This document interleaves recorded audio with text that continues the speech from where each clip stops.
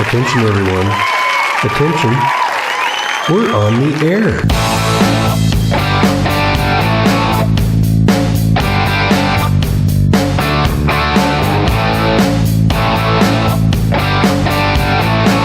Extraordinary people with ordinary lives.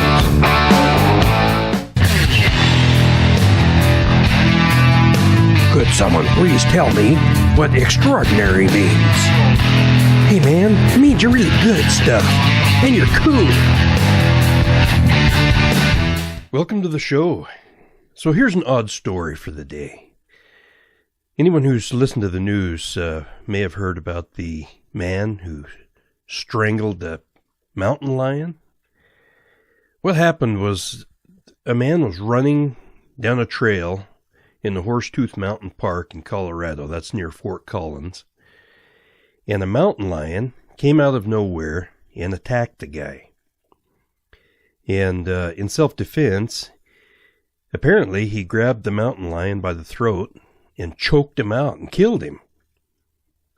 We don't know who the runner was. The news hadn't released his name, at least in the reports I've read. But he was just jogging along. And, you know, sometimes those mountain lions will go after people in their area, running or jogging along trails or, you know, through the mountains. And this guy somehow, grabbed that mountain lion by the throat and killed him. I haven't heard of stuff like that since I read Edgar Rice Burroughs' Tarzan books.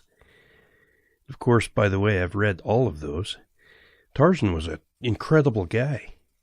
Lord Greystoke, the strongest man in the world, lived in Africa, married to Jane, and, killed lions and apes and everything else that attacked him. So this guy in Colorado, just a normal guy, killed a mountain lion. And then, after the attack, he walked to the hospital because, he had injuries here and there, probably some cuts and scrapes. Apparently his face and one of his hands was injured. So could you imagine being the medical worker standing there when this guy walks through the door? "Hello, sir. Can we help you? I've been attacked by a mountain lion, and I got a few cuts. I wonder if you could help me out." That's incredible. So there's a good story for the day, and one that I'll not soon forget. It's time for political cornflakes. Hey, dude, can you eat these cornflakes? Just shut up and listen. Political cornflakes. News and commentary from around the world. Recently, Alexandria Ocasio-Cortez revealed her Green New Deal. By the way, Ocasio-Cortez reminds me of that new kid we all remember who moved into town, came to school, and on the first day wanted to change all those time-honored traditions the old-timers hold sacred. Half the school wants to beat them up, and the other half just wants to go out and smoke cigarettes behind the school building. And that's how it is.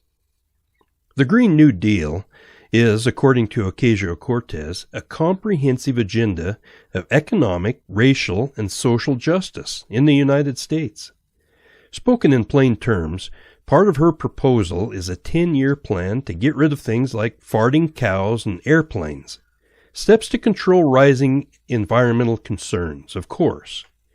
Speaking of farting cows and airplanes, for those of you who remember the punk rock era, doesn't that sound like a perfect name for a punk band? Farting cows and airplanes? Anyway, the puns are rolling in. Her plan is utter nonsense, says most of America. Does she not know that milk comes from cows and cheese comes from milk? The cooks in the congressional cafeteria will no longer be cutting the cheese and laying the crackers on those brunch trays. Reduction in cow herds will simply raise the stakes in every meat market in the country. Poor cows, they simply can't control their flatulence. On another note, The country is headed for another partial government shutdown if Donald J. Trump doesn't get his wall money. Some backroom deals have been considered, but as of now, there seems to be no real plan to keep the U.S. government open. On the last shutdown, the longest in U.S. history, real dollars lost, money that is gone forever, amounted to about the same amount as the $5.7 billion Trump wanted for his wall. That amount should be concerning to all U.S. citizens who are forced to balance their budget each week to avoid bankruptcy. To lawmakers and the president, it's just part of doing business. U.S. Commerce Secretary Wilbur Ross was perplexed why furloughed government workers didn't just go to the bank and take out a loan to carry them through the hard times. Now there's a man who is truly out of touch with mainstream middle and lower class America. A loan, if one could be obtained with the income-to-debt ratio most of those employees maintain, would carry a stiff 18 to 26% interest rate. That's loan sharking at its best. Good advice, Commerce Secretary Ross. If a giant wall or fence on the southern border were truly the best option available, then Trump should get his money and be done with his political hustle on the issue. The down payment of $5.7 billion is pocket change in the national coffers. Keep in mind, however, walls and fences were not designed to completely keep people out.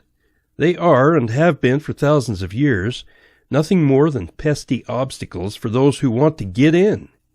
Take a look at the sections of border walls already in place. You will see video after video of folks climbing over and digging under those giant walls. And you may also discover that most folks just figure out a way to breach the wall legally by driving or flying in, and then decide not to go back. And if you're one of those people who compare a border wall with private home security devices like fences, gates, and door locks, keep in mind those things are only minor inconveniences for those criminals who decide to break into your house and ruin your day. Security devices were designed to give the illusion of safety, not safety itself. A better policy than the border wall is to take away the benefits of what brings the illegal folks into the country in the first place. It's the free stuff. Remove that incentive and watch the illegal immigrant numbers tumble. If social programs and emergency handouts were only offered to legal citizens, case solved.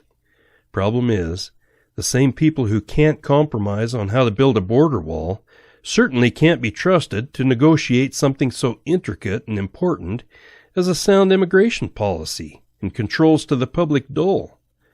And to rest my case, I give you the Green New Deal. I'm really excited about our show today and our guests. We have Ben and April, who are truck drivers, and they're going to tell us some things about the truck driving industry that maybe we didn't know already. So I have to tell you, years ago, I worked in the meat industry, and we had to buy a semi-truck to haul ice and other things.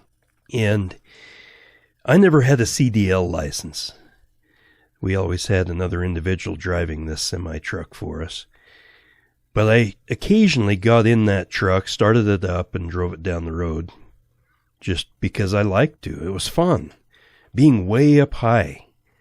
You're towering above all of the other vehicles on the road. And it's just exciting.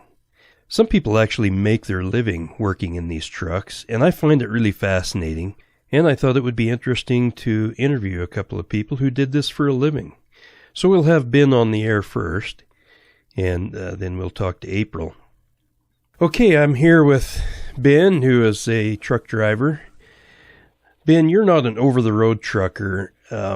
You actually drive around town in various communities and deliver large freight. Is that right? That's correct. So how big of a truck do you have? What kind of truck is it, first of all? I'm in a Kenworth. It's just a little single axle. Okay. And do you typically just have one trailer, or do you take two sometimes? How does that work? It depends on the day, how heavy the volumes or whatever we're trying to deliver is, or, it just depends on the day. It could be long vent, it could be doubles. It just depends. Okay. So what's a typical day like for you? You go in the morning and pick up your load and hit the road. How does that work? Yeah, so I'll start, and I'll go in and they'll have a general area they want us in that day. And so, we pick up the packet and inspector our trailers, make sure everything's correct, and then, we head out. I see. So you work in Utah. Do you deliver typically around the Salt Lake area then? So, yeah, I will deliver, well, it really depends.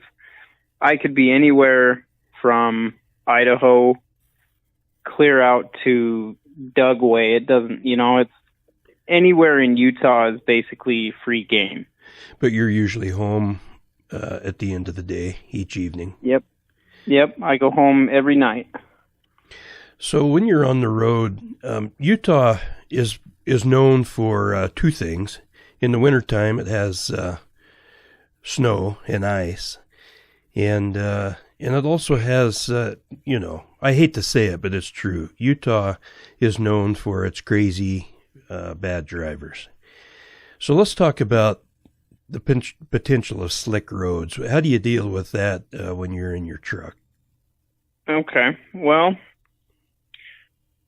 when the roads are slick or when it, rains and there's a potential to hydroplane or to do a slide off, you want to slow down, right. And what we do is most truck drivers will slow down and let the cars either go by them, or we want to be in a position where we're away from everyone. Right. So if something were to happen, we lose control and we slide off, we don't want to kill anyone because we will. Right. Most of us are running around with between 65 to 80,000 pounds total. Right. And if we lose control, there's no stopping that. You're going to slide off, you're going to hit or regain control. And, even if we jackknife, we'll rip a car in half. Right. So 80,000 pounds is a lot of mass. Yeah. So speaking of that, what would you suggest to other motorists on the road, whether it's wintertime or summer? What would you suggest for people to do to just be safe driving around big trucks? Stay out of blind spots. Don't cut us off. And specifically for this one on merge lanes, if we're in that far right lane, the merge lane, a lot of the time we're in that lane because we're unfamiliar with the area, right? Okay. So when those lanes cut out, don't fly past us when it's that close to the end of the merge lane, because we cannot stop, and we've already based our speed at a safe amount, right? So our following distance from the car in front of us is what we deem a safe amount. Because of the time that we need to stop, we can't stop quickly. It takes us at least, it depends on how fast you're going, but it takes us at least the length of a football field to stop quickly. Yeah. And that's not safely. That's to slam on those brakes and lock up our axles. That's not fast. Mm-hmm. So don't speed up when it comes to the end of that merge lane. Don't speed up and try to fly past us, because most of us can't see you over there. So passing on the right is kind of a bad idea anyway. Yeah, don't pass on the right. I mean, obviously, if we're in a lane and we're slowing it down to the point where you can't get over to the left, but the right lane's available, I mean, we probably shouldn't be in that lane. But don't think that you can get away with it, especially the smaller cars, because we will not see you. And if we don't know you're there and we merge over, we'll go right over the top of you. So I've seen those signs on trucks that say, if we can't see you in our mirrors, or if you can't see our mirrors, we can't see you. Is that correct? That's entirely accurate, yes. Okay. And so, also, Ben, could you just explain to those who may not know or may not have thought of it, what is, in fact, the blind spot for a big rig? The blind spot is basically, we can't see you. If you're directly behind us, we can't see you. So we have, most of us, when we set our mirrors to a 180-degree angle. So we can see most of our side, what's in front of us, and most of our back, right? Uh-huh. So if you're right up next to my tractor, right at my front wheel, Uh-huh. I cannot see you. Okay. Because where I'm positioned, most cars are lower than than my cab. Right. So I can't see you there. Uh-huh. So stay away from that spot and the same spot on the driver's side of the tractor. And sometimes, let's say you're in the lane right next to me on my right side, and you're at the edge of your lane, there's a chance that I won't see you there either. Okay. The way that the mirrors are, we can't see the entire lane all the time. So there's blind spots everywhere in those tractors, and you have to train yourself to look everywhere before you merge lanes. Uh-huh. So would you suggest to drivers who approach a big rig just to quickly get past that truck as safely as possible and on down the road? Don't linger around next to a truck. Absolutely. Do not drive next to semis. That's good. That's just asking for accidents to happen. So Ben, if someone is looking into the trucking business and wants to become a trucker, what would you suggest they do? I know that there are different types of truck driving, like over the road, where you basically deliver throughout the country, and then short hauls. What would you suggest, generally speaking, for someone who wants to get into the industry? Do all of your research. It is an amazingly rewarding job. My job is I travel all over Utah. I go to different places I've never been. I see different things I've never seen. It's an amazing job, and I love doing it. But there are downsides to that.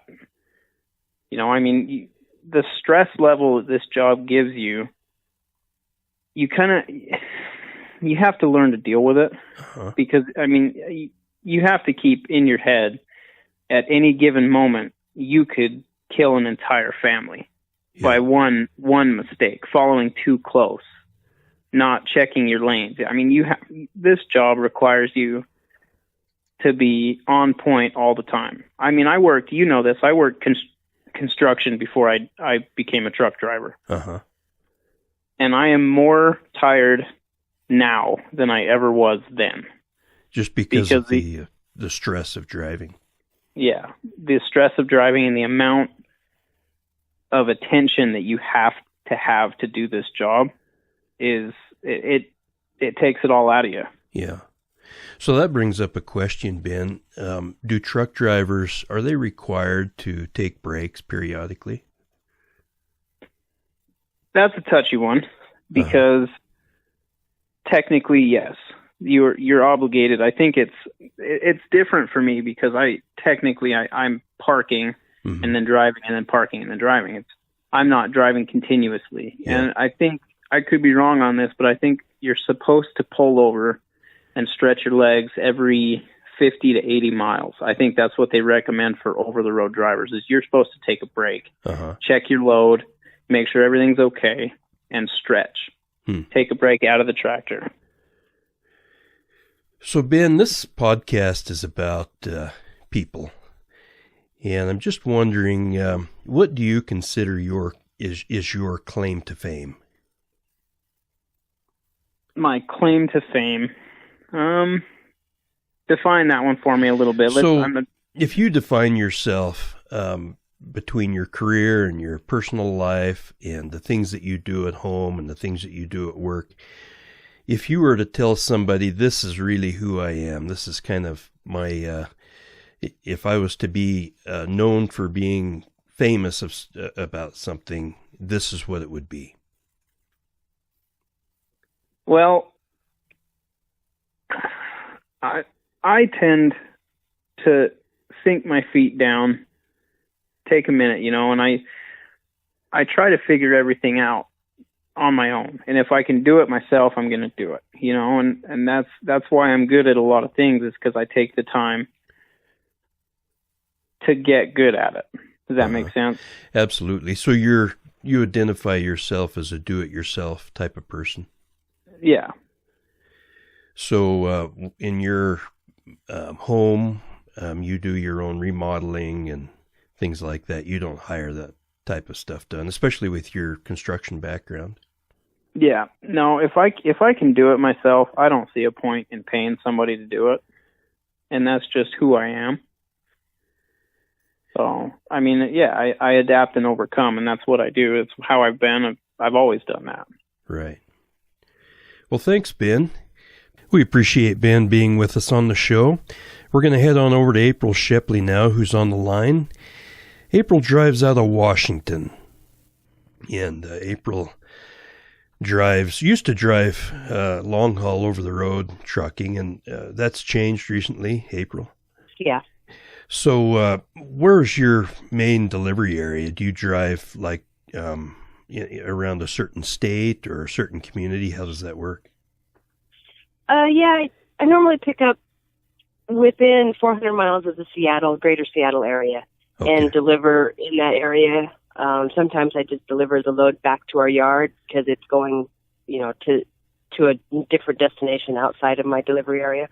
So I'll bring it back to the yard. They'll put it on an over-the-road truck, and then they'll take it to, South Carolina or, New York, wherever. But most of the stuff we pick up, we actually do deliver.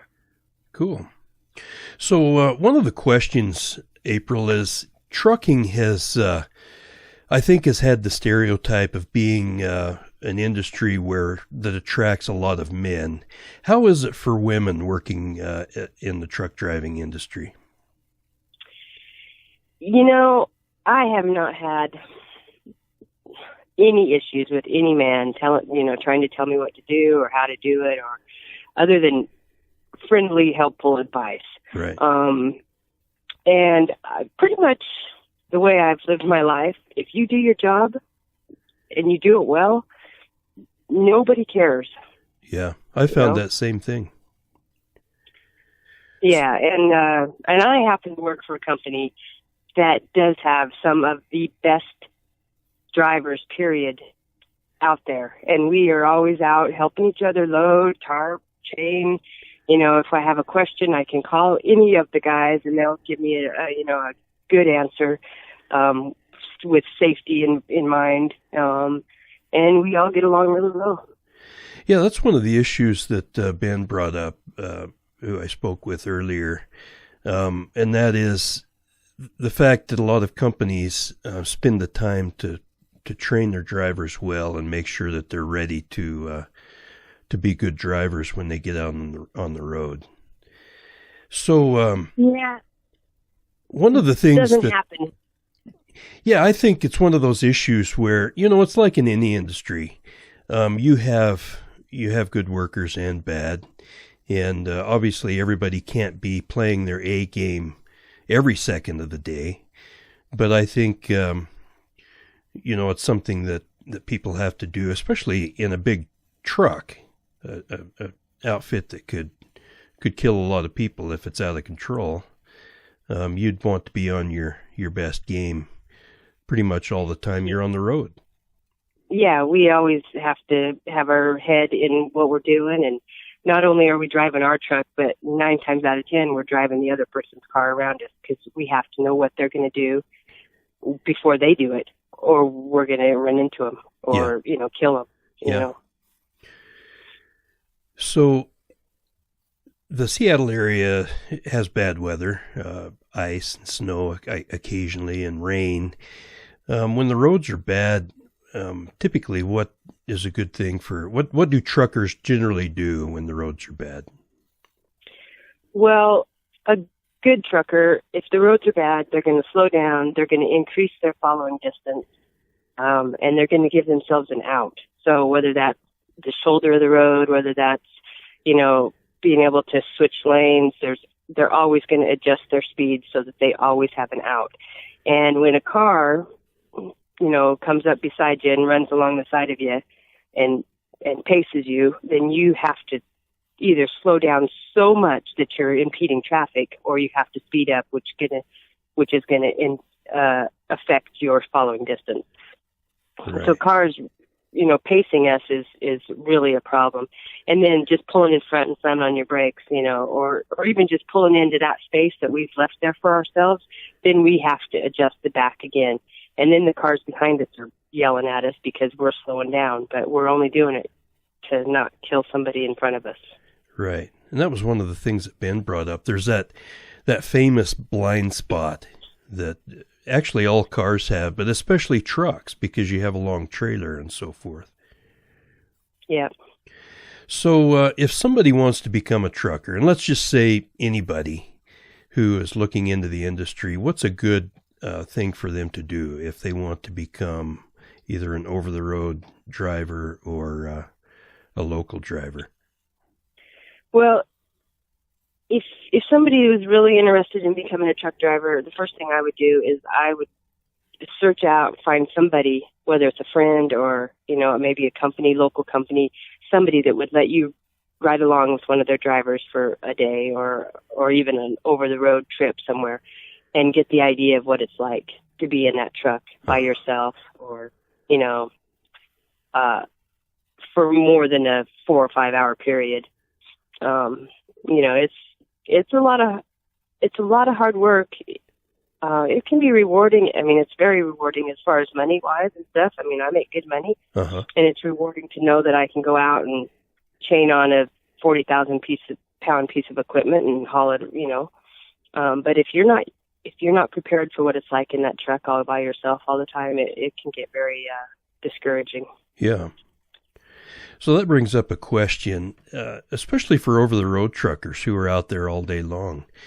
Does the feds require truckers to take breaks occasionally? How does that work? Yeah, we have, so we can drive 11 hours in a 14-hour period. So you have you have 3 hours to load or to take a nap or to get your dinner without it affecting your driving time. And then in that time, you have to take a 30-minute break before your 8-hour mark. So anytime before 8 hours, you have to take a 30-minute break. And that's all the breaks we really have to have. Other than, like, a flatbed driver has to do load checks at 150 miles or every 3 hours, whichever comes first. Van drivers, they don't really have a load check because a lot of their vans are locked, or sealed, so they can't open them. But of course, the reefer drivers, they're stopping to check their refrigeration, make sure it's not too cold, too hot, whatever. So, but other than that, there's not really a mandatory period of rest. Other than after you're 11, then you have to take a 10. So, April, this podcast is about people. And I ask everybody who comes on my show what your personal claim to fame is. So if you were to identify yourself or define yourself to someone, what would that be? Well, that's a really good question. I think of myself as I'm a truck driver. I'm not a woman truck driver. I'm pretty much a tomboy. And I just am a hard worker. But one thing, I grew up in a family that was writers, poets. And so I have written poetry down most of my life. And I was lucky enough in 2013 to publish a poetry book of mine on Amazon. And, you know, that it felt good to put it all down in writing for somebody else to read. Yeah, I agree with that. I've done my own share of writing, and it seems to be not only therapeutic, but it's also really enjoyable. It's a great pastime. So I agree. For all of our listeners out there, April's poetry book, like she said, is on Amazon. It's published there. A person can pick it up for a good price. The name of the book, the title is Family Lines, a Book of Poetry. And if anyone is interested in good, I don't know, April, how would you define your poetry? It's very homey, down to earth, grassroots kind of writing. Yeah. Is that how you would describe it?